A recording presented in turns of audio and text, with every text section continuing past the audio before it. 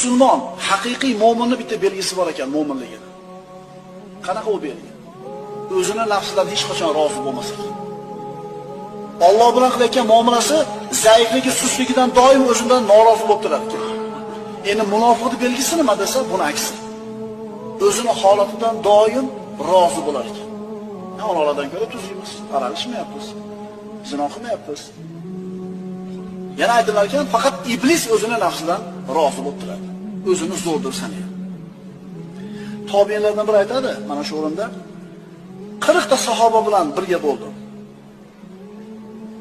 Ularning har biri Allohdan bo'lgan qo'rquvidan, o'zini hisob-kitob qilib turganidan men munofiq emasmikinman degan xavotiri bor edi hammasi. Kimlar bular? Sahobalar.